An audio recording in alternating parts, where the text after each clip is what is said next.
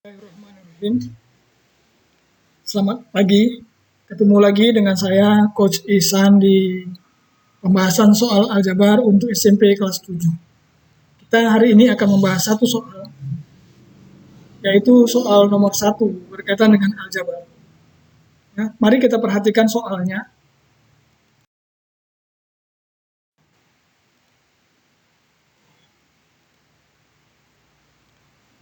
Ya, ini dia ya. Bentuk paling sederhana dari 5x ditambah 3y dikurang 2 dikurang x ditambah y ditambah 2. Ya, ada pilihan, apakah jawabannya A 4x ditambah 3y, ataukah B 4x ditambah 3y dikurang 4, ataukah C 4x ditambah 4y, ataukah D 4x ditambah 4y dikurang 4. Mungkin di antara adik-adik sekalian sudah ada yang langsung bisa menjawab, cepat saja gitu ya. Tapi kita ikuti pembahasannya supaya kita bisa lebih memahami teorinya. Perhatikan ya, prinsip dasar dari aljabar adalah bahwa operasi matematika hanya dapat dilakukan di antara suku-suku yang sejenis. Ingat, suku yang sejenis. Ya, yang tidak sejenis tidak bisa. Jadi, sebagai contoh, dari mana kita bisa menyatakan suatu bilangan itu merupakan suku yang sejenis atau tidak sejenis? Kita bisa melihat variabel yang melekat pada bilangan itu. Misalnya, 5. Ya, kita lihat di sini 5 adalah memiliki variabel X. Maka kita bisa katakan 5 ini hanya bisa dioperasikan dengan bilangan yang juga memiliki variabel X. Dalam soal ini kita lihat ada negatif X. Nah, kalau tidak ditulis angkanya, di sini tidak ditulis berapa, berarti sini adalah 1. Berarti di sini 5X hanya bisa dioperasikan dengan negatif 1X. Ya, dia tidak bisa menyeberang ke Y. Baik, kemudian begitu juga dengan Y. 3Y hanya bisa dioperasikan dengan Y. Di sini tanpa ditulis juga ada 1 berarti ya. Berarti 3Y hanya bisa dioperasikan dengan 1Y. Nanti tanda tambah atau tanda kurangnya itulah yang akan sangat menentukan dalam mencapai hasilnya. Ya. Nah, kita perhatikan dalam soal ini kita bisa membagi bilangan-bilangan ini menjadi beberapa suku sejenis. Ya, kita coba kelompokkan dulu suku-sukunya. Baik, sama-sama. Apa itu? Yang pertama, suku bervariabel X, yaitu ada 5X dengan negatif 1X. Atau kita sebutin negatif X. Ya. Itu negatif 1X. Kemudian suku kedua adalah Y. 3Y. Ya, 3Y kita bisa operasikan dengan Y. Atau 1Y ya. 3Y dengan 1Y. Itu satu jenis ya. Kemudian yang ketiga adalah negatif 2. Ya, yang tidak punya variabel. Negatif 2 dengan positif 2. Sama-sama tidak memiliki variabel. Ya. Baik, nanti kita akan jumlahkan. Yang di sini kita kerjakan 5X dengan minus X. Kita dapatkan hasil X-nya berapa. Kemudian 3Y dengan Y, kita akan dapatkan hasil Y-nya berapa. Minus 2 dengan 2, kita dapatkan hasil konstantanya berapa.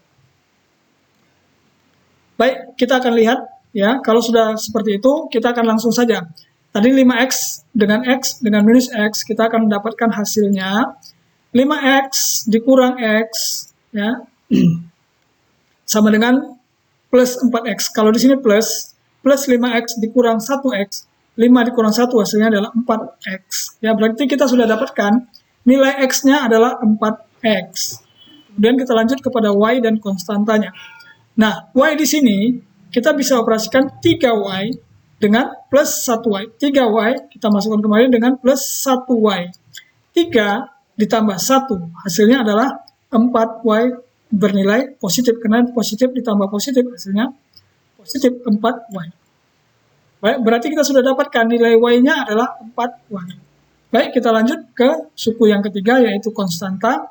Kita dapatkan negatif 2 dioperasikan dengan plus 2. Berarti negatif 2 ditambah 2. Kalau ada satu bermuatan negatif 2 ditambah dengan 2, hutang 2, dibayar 2, berarti hutangnya lunas atau 0, tidak ada lagi. Berarti kita dapatkan nilai konstantanya adalah 0. Berarti sukunya yang masih memiliki nilai tinggal 2, yaitu X dengan nilai 4 dan Y yang dengan nilai 4 juga. Berarti bisa kita katakan karena di sini nilainya positif dan di sini muatannya positif, berarti 4X plus 4Y. Plus 4X plus 4Y. Nah, kemudian plusnya di sini bisa kita abaikan. Nah, kita lihat seperti apa. Kita dapatkan hasilnya adalah plus 4X ditambah 4Y. Maka plus di sini bisa kita hilangkan karena sudah nilai positif tidak perlu dituliskan ya. 4X tambah 4Y. Tapi di sini tetap harus untuk menunjukkan operasi antara 4X dengan 4Y-nya. Nah, kita lihat jawabannya di atas. Pada soal itu pilihan di soal adalah ada ya, 4X tambah 4Y ada di C ya. Berarti jawabannya adalah C. 4X ditambah 4Y. Untuk memudahkan, kita coba mereview kembali untuk memudahkan pemahaman kita tentang suku yang sejenis. Coba kita asumsikan, misalkan X ini adalah buku dan Y adalah pulpen. Maka jika ditanya berapakah jumlah buku dan berapa jumlah pulpen yang ada dengan operasi seperti ini, ditambah mungkin ini yang konstanta ini kita anggap roll ya, penggaris ya.